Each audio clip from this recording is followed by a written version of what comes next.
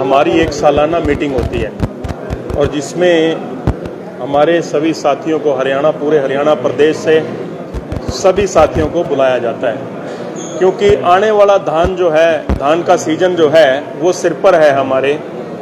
और आप देख भी रहे हो उसके हालात की, बारिश की वजह से किसानों को भी उसमें परेशानी हो रही है और भी बहुत सी इसमें ऐसी चीज़ें हैं जिनकी वजह से कई तरह की दिक्कतों का सामना करना पड़ रहा है।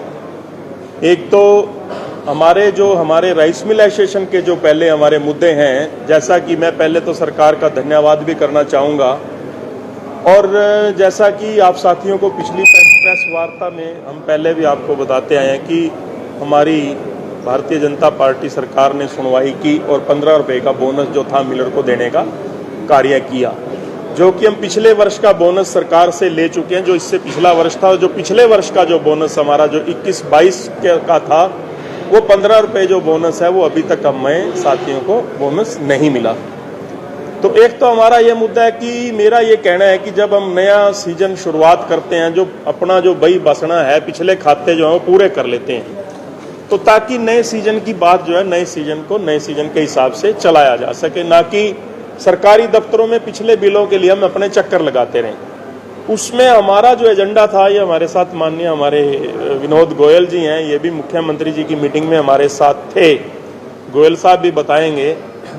उसमें ऐसा किया गया था कि जो भी हमारे बिल अगर एजेंसी समय पर पे नहीं करती तो उसका 12% चार्ज जो है वो इंटरेस्ट का एजेंसी को देना पड़ेगा। 4-4 महीने से हमारे साथी अपना कार्य कंप्लीट करके बैठे हैं, लेकिन बोनस नहीं मिला। उसके पीछे हम मीटिंगें भी कर चुके हैं। एक थोड़ा सा कारण ये भी रहा कि फूड डिपार्टमेंट में जो हमारे डायरेक्टर और एसीएस थे वो दोनों बदले गए। जो सीजन की शुरुआत में थे वो दूसरे थे, बीच में दूसरे आए और अब उनसे भी अलग आ गए। तो थोड़ा एक कारण ये भी है, लेकिन उसके साथ में ये चाहूँगा कि एक ऐसी प्रणाली बनाई जाए कि जो भी मिलर के बिल हैं, जैसे हमारा बारदाने का डेप्रिसिएशन होता है, मिलिंग का बिल है 10 रुपये क्विंटल का, बोनस का हमारा है 15 रुपये क्विंटल का, और हमारे लोडिंग और अनलोडिंग के चार्जेज हैं, कस्टडी एंड मेंटेनेंस के चार्जेज हैं, जो वो सारे बिल हमारा वो 52-54 रुपये के करीब बनता है। मैं चाहूँगा सरकार से, आप पत्रकार और छायाकार साथियों के माध्यम से चाहूँगा कि हम आज हमारी सरकार तक पहुँचे, उसका एक ही बना के जो 52 और 54 रुपये बनता है, उससे भ्रष्टाचार पे भी कहीं ना कहीं लगाम लगेगी। क्योंकि अधिकारी वर्ग जब हम जाते हैं तो हमारे कई मिलरों का ऐसे शोषण किया जाता है, उनसे 10-10, 15-15% कमीशन भी मांगा जाता है। तो ये सारी बातें अब हमारी जो मुख्यमंत्री जी से मीटिंग होगी उनके संज्ञान में लाएंगे भी सही। काफ़ी हद तक इन चीज़ों पर कंट्रोल किया है और आगे भी हमारे आप लोगों के सहयोग से, हमारे संगठन के सहयोग से जैसा भी हम कर पाएंगे वो हम करेंगे। सबसे पहले इस चीज़ की भी मैं बधाई देना चाहता हूँ कि हमारी 2 हरियाणा की एसोसिएशनें थी, वो दोनों इकट्ठी हुई हैं। पिछले संडे को हमारी मीटिंग हुई करनाल के अंदर, जिसमें मेरे बड़े भाई आदरणीय विनोद गोयल जी उसमें साथ थे। इनके कारण से, रजिंदर रहेजा जी की वजह से, कुलभूषण जी के कारण, इनके प्रयासों से हमारे जो दोनों संघ थे वो दोनों इकट्ठे होके, और हम जो भी लड़ाई लड़ेंगे सरकार से, दोनों साथी संयुक्त मंच से इकट्ठे होकर लड़ेंगे। धन्यवाद। अगर मांग ना मानी गई तो क्या धान की खरीद को रोका जाएगा? मांग ना मानी गई तो संघर्ष का रास्ता अपनाया जाएगा। क्या होगा इस तरह का संघर्ष का रास्ता आपको पता ही है, मिलर हमारा कोई पड़ता नहीं बैठेगा तो हम धान खरीदने में असमर्थ होंगे। अब तक अल्टीमेट देते सरकार मान ली। सरकार मेरी, जैसे मैंने आपको बताया कि परसों अभी माननीय जो हमारे पीएस प्रिंसिपल सेक्रेटरी हैं सीएम साहब से बात हुई थी। फिर उन्होंने उमा शंकर जी को बोला, तो उमा शंकर जी से बात हुई मेरी, उन्होंने यही चीज़ कही थी कि जो डिपार्टमेंट के रिलेटेड कंसर्न ऑफिसर हैं पंकज अग्रवाल जी, उसके बाद शाम को मेरी कल पंकज अग्रवाल जी से भी बात हुई है। उन्होंने मैं आश्वासन दिया है कि मंगलवार और बुधवार से जो ये आने वाला है, हमारा जो बोनस का मुद्दा है वो क्लियर कर दिया जाएगा। बोनस की डिले कहाँ क्यों हो रही है? जिम्मेवार किसको मानते हैं? सरकार कहने की लापरवाही बरत रही है? अधिकारियों की लापरवाही मैं कहूंगा, सरकार की तो नहीं। सरकार का ने तो अपना काम कर दिया, माननीय मुख्यमंत्री जी ने तो अनाउंस कर दिया अपना बोनस, लेकिन जो हम एक चीज कहते हैं कि उसको पॉलिसी में डाल के ऐसे फिक्स चार्जेज कर दिए जाएं कि हमें 54 रुपये या 55 रुपये क्विंटल मिलना है उसका, जैसे बोनस का हो गया, मिलिंग का हो गया, बारदाना का डेप्रिसिएशन हो गया, लोडिंग अनलोडिंग हो गई, कस्टडी मेंटेनेंस हो गया, वो सारे अगर हमारे खर्चे इकट्ठे हो जाएंगे, एक ही बिल, जैसे मैंने आज अपना कार्य पूरा किया, मैं 2 दिन बाद बिल सबमिट करता हूं तो 1 महीने के अंदर अंदर हमारे जो है पैसे आ जाने चाहिए। भाई साहब से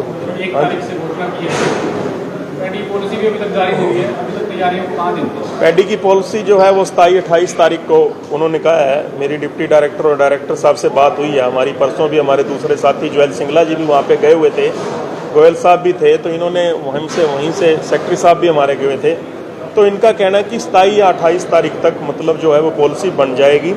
पॉलिसी में कोई खास बदलाव नहीं है, क्योंकि पिछली बार पॉलिसी में जो बदलाव होने वाला था एक बड़ा भारी 20% ब्रोकन का, और उसमें जो डैमेज डिस्कलर की मात्रा कम करने का, मॉइस्चर कम करने का, वो ऐसा कुछ भी नहीं है इस बारी। वो जो पिछले साल की पॉलिसी है वैसे ही चलेगा।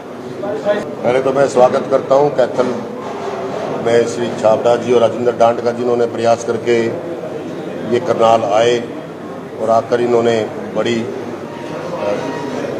साफ हृदय से बात करके और दोनों मंचों को एक किया। उसमें करनाल के जो लोग थे उनका भी बड़ा सराहनीय प्रयास रहा और इन्होंने भी उसको कबूल किया। किसी कारणवश जो दूसरे प्रधान सेक्रेटरी वगैरह आज नहीं आ सके, मैं यहाँ पर हूँ, तो मैं चाहूँगा कि आने वाले समय में दोनों प्रधान और वो मिलकर काम करें। अपने जो क्या पूछा आपने कि अब क्या रोड मैप तैयार किया जाएगा? बोनस सरकार द्वारा नहीं दिया गया, क्या रणनीति बनाई सरकार तो बोनस छाबड़ा साहब उनके प्रयास से देने जा ही रही है। वो लगता नहीं हमें कोई इसमें ऐसी बात रहेगी, लेट हो सकता है, मिलेगा ही। आरसी द्वारा जिस तरह से हड़ताल की है, क्या मिलर्स भी इस तरह जा सकते हैं जिस तरह से कदम उन्होंने उठा रखे हैं? हमारी जो पॉलिसी में गलतियां होती हैं, अब की बार शायद कोई ऐसी सरकार हमारे ऊपर, हमेशा क्या होता है जो पॉलिसी हमें दी जाती है उसमें सरकार नई नई कंडीशन थोप देती है। जैसे पिछली बार 25 टुकड़े को घटाकर 20 कर दिया था और डैमेज को घटाकर 4 कर दिया था, तो वो चीज़ें जब मॉइस्चर 14 कर दिया था, तो ये बड़ी हमारे लिए फैटल घातक कंडीशन थी। उनको इस तरह की अब की बार हमारे सामने कोई कंडीशन शायद नहीं आने जा रही है, तो बिना बात के हम किसानों को तंग करें हमें नहीं लगता। हम सिर्फ अपने कॉज के लिए ही स्ट्राइक वगैरह का नाम सोच सकते हैं, वरना हमारा कोई ऐसा इरादा नहीं है। और माननीय मुख्यमंत्री जी भी इस प्रयास में लगे हुए हैं कि किसानों का माल जल्दी उठे, और हम भी चाहते हैं कि उनसे मिलकर अपनी बातों को रखें और समाधान करें। ऐसा कोई प्रयास नहीं करें कि भी स्ट्राइक पर जाना पड़े। सीजन के अन्य मौके पर इस तरह की वार्तालाप शुरू हो जाती है। सीजन के अन्य मौके पर क्या सरकार आप लोगों की समस्याओं से अवगत नहीं है? पहले सरकार तो अवगत होती है, हम भी, पर ये जो पॉलिसी जैसे अब लेट आई, अगर इसमें कोई ऐसी कंडीशन सीजन के 1 महीने पहले आ जाती तो हमें पता चल जाता भी क्या कंडीशन है। अब आप तो कहोगे सीजन के मौके पे, अब पॉलिसी हमें मिली 28 को अगर कोई गलत बात होगी तो क्या हम उसको स्वीकार कर लें?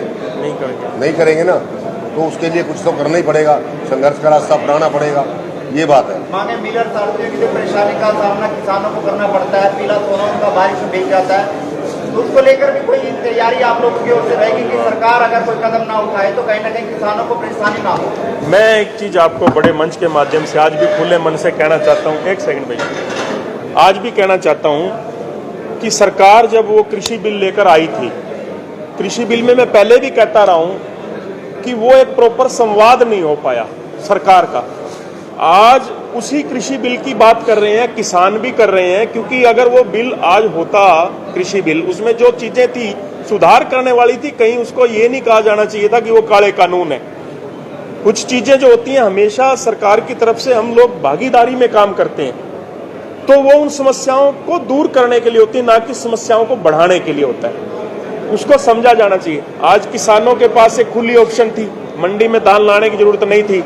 मंडी में ऐसे कोई साधन नहीं है जिससे धान, किसान का गीला धान सुखाया जा सके, वो केवल और केवल मिलर के पास ही है।